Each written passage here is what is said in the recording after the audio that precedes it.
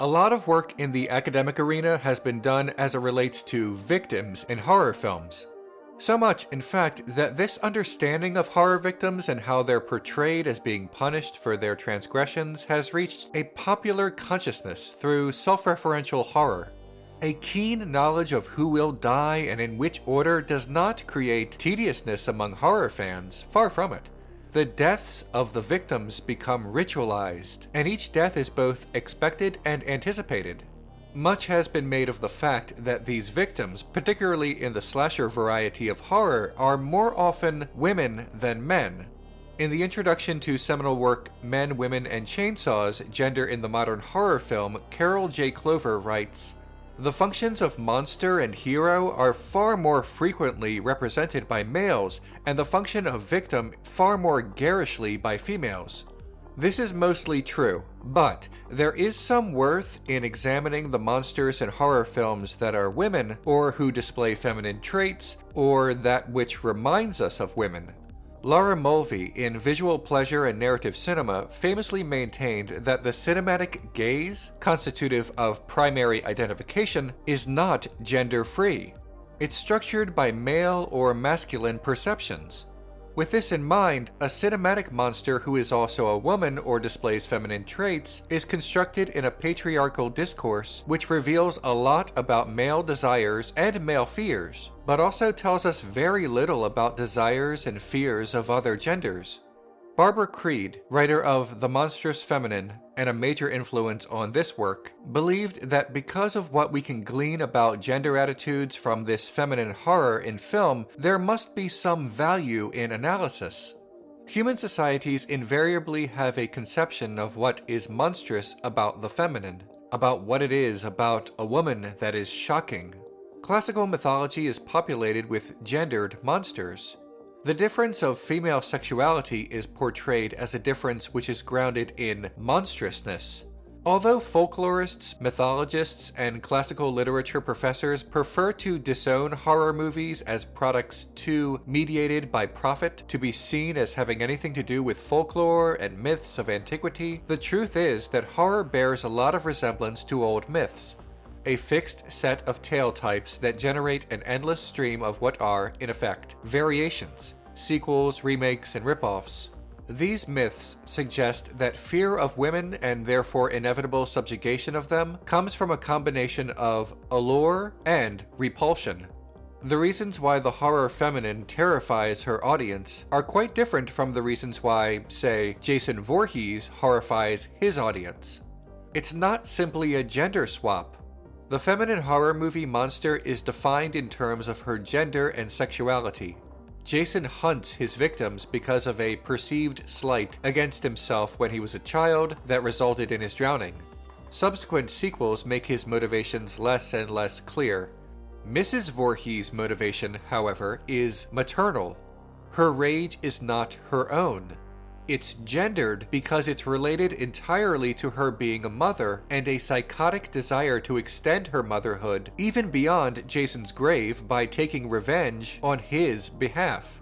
Her character is born of maternal expectations. So, what are these feminine monsters in film, and what qualities do they display that uncover men's fears about women?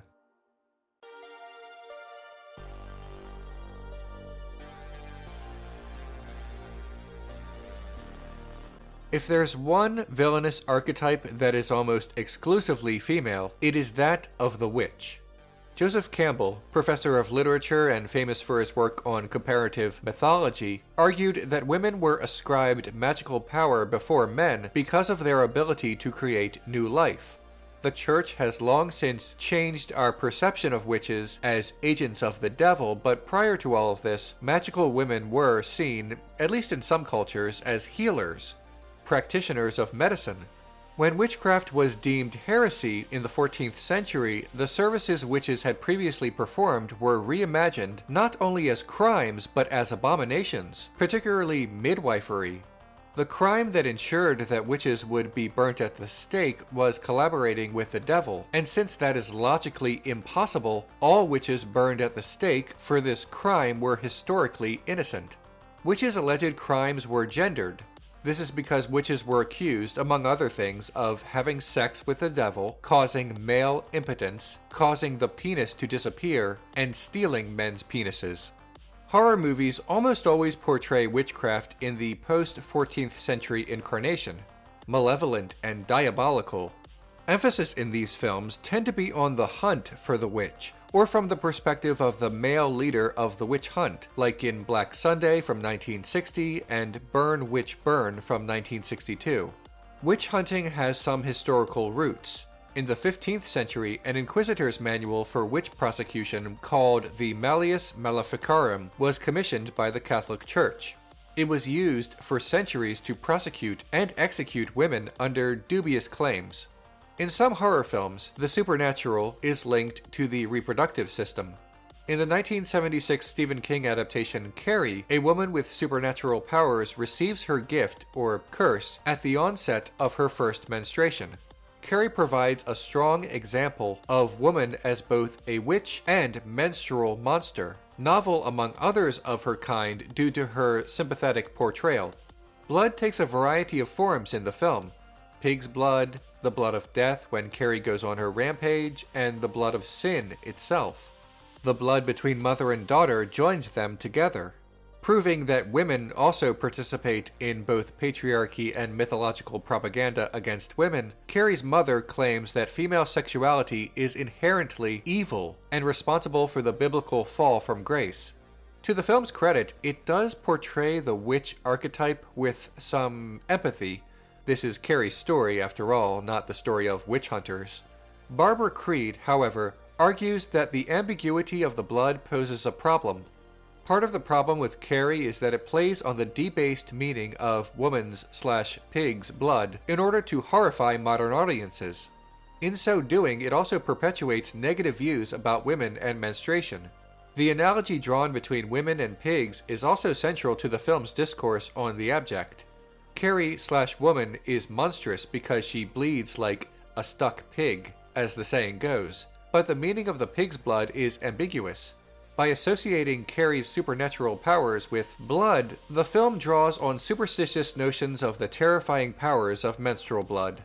In some cultures, a young girl who had prophetic dreams at the time of her first menstruation was singled out as a witch, an association among blood, the supernatural, and femininity. Historically, the curse of a woman, particularly if she were pregnant or menstruating, was considered far more potent than a man's curse. A mother's curse, as it was known, meant certain death. The curse of a woman who was also a witch was even worse.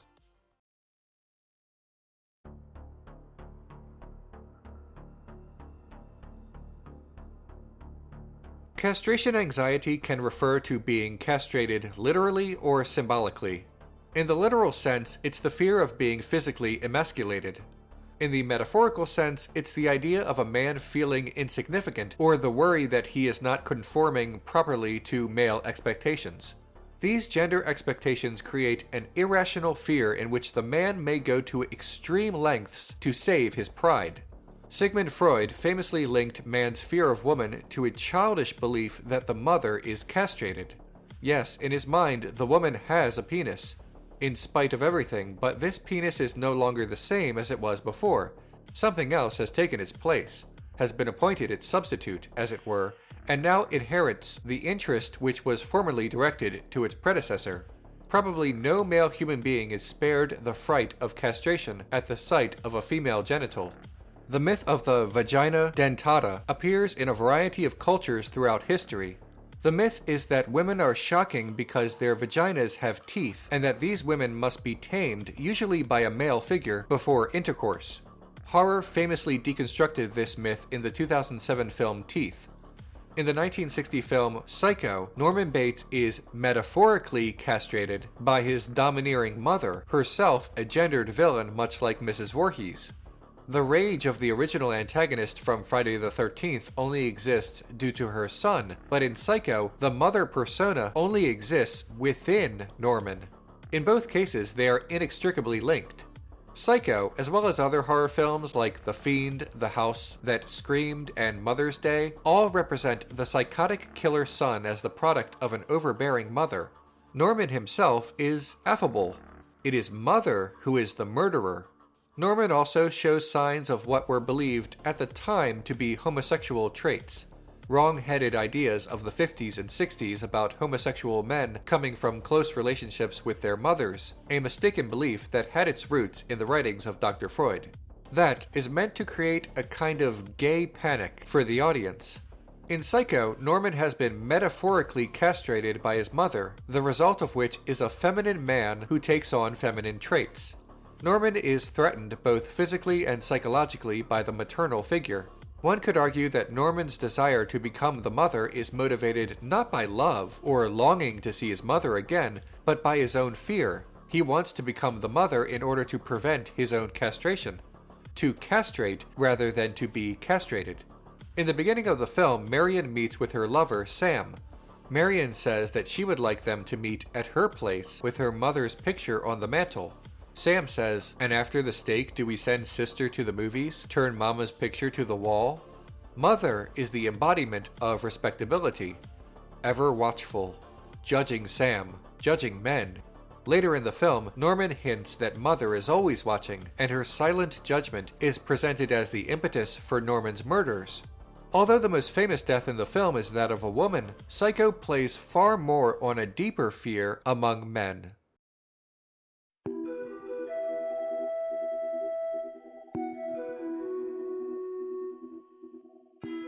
The temptress archetype may have some of its roots in the aforementioned sexually repressed attitudes about women fornicating with the devil, but it has broadened over time to include far more than witches.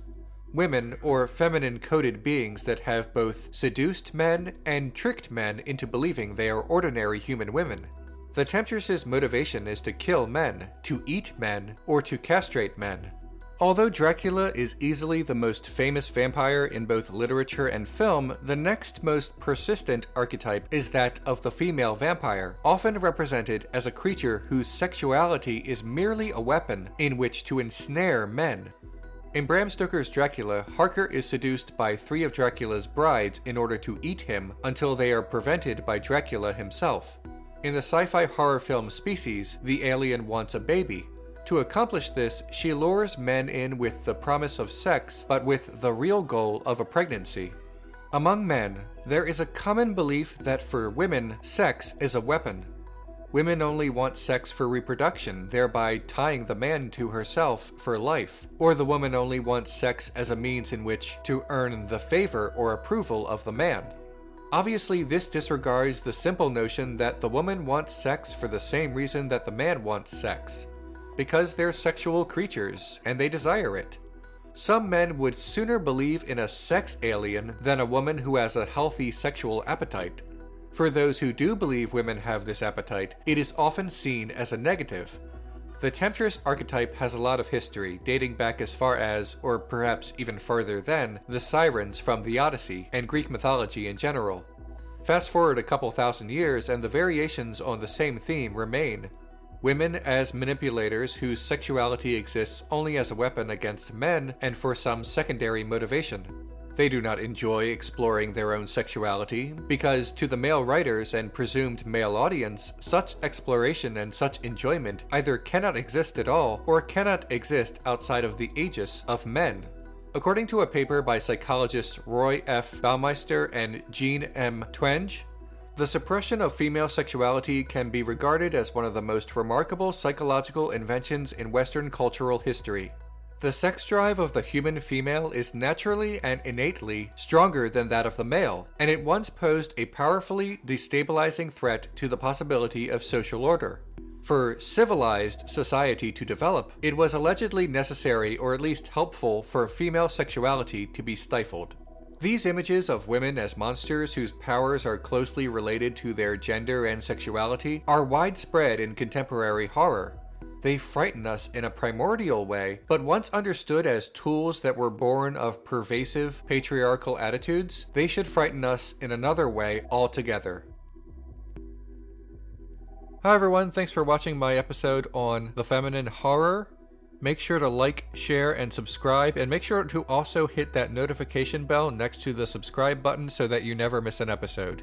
Also, hit the Patreon link so you can support the show. I'll have a new episode soon. Bye.